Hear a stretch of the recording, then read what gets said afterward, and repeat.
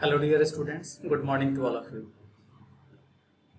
As we were discussing about the financial decision of the business enterprises, that how the business management or the management is going to take the financial decision regarding its growth and development and fulfilling the sources of finance.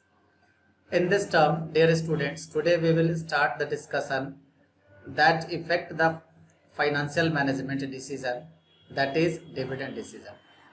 So dear students, first of all, we will discuss about the dividend. Until or unless we are not knowing about the dividend, then it is quite impossible to explain or to determine about the dividend decision or say anything about the dividend decision or decision taking regarding the declaration of the dividend. Either it is interim dividend or final dividend. So dear students, as we know, dividend basically it is provided to those people who are the shareholder in any company, and simply it is known as a part of profit. But there are so many part of the profit, either it is gross profit, operating profit, or a net profit, or a divisible profit. Then dear students, since the shareholders are the owner of the company, that's why it is the part of divisible profit. It means the profit which is left after payment of all kind of expenditure, either it is appropriation expenses or it is against appropriation expenses or profit and loss expenses. So dear students, after payment of all the expenses, including the taxes which are payable to the government. So dear students, all the taxes payable to the government, after payment all these taxes and expenses and also interest to the debenture holders, the amount which is left, that amount is known as divisible profit. So this profit is basically remain for the distribution it among the shareholders. So dear students, as we know that each and every year company declares its dividend.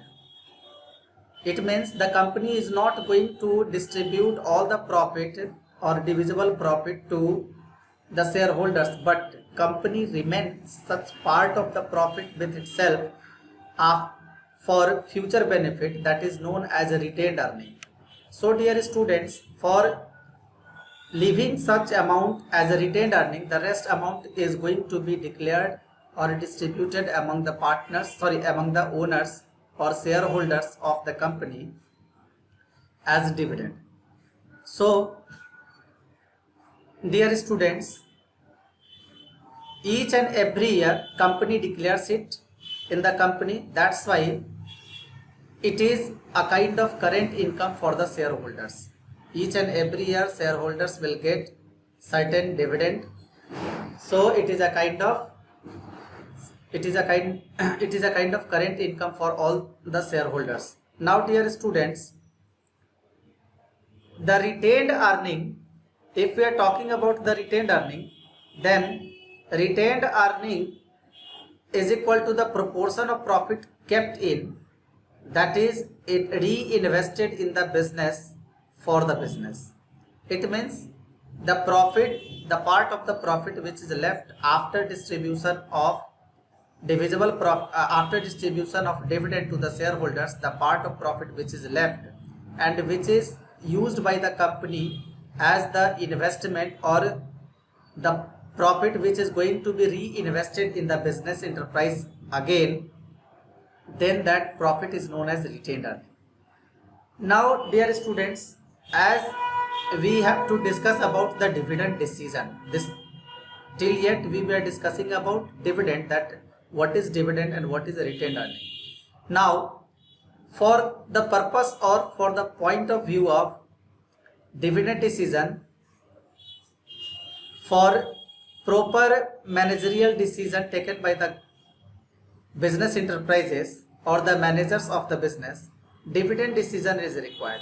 So if we are talking about the dividend decision, so dividend decision is whether to distribute earnings to shareholders as dividend or retained earning to finance long-term profits to the firm. Dear students, it must be done keeping in mind the firm overall objective of maximizing the shareholders' wealth.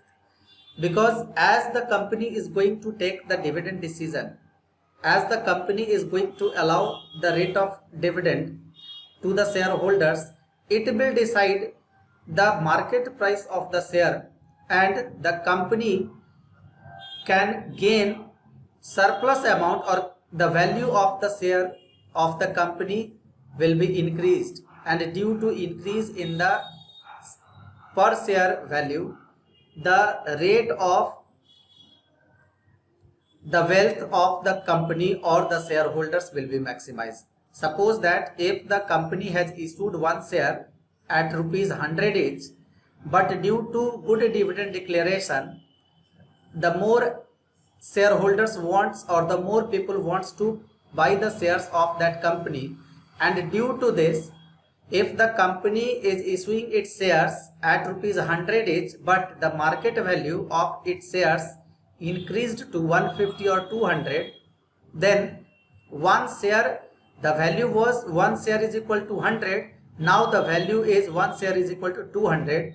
The share is same, the face value is same, but still the company is earning more profit. The share value or the capital value of the company is increasing.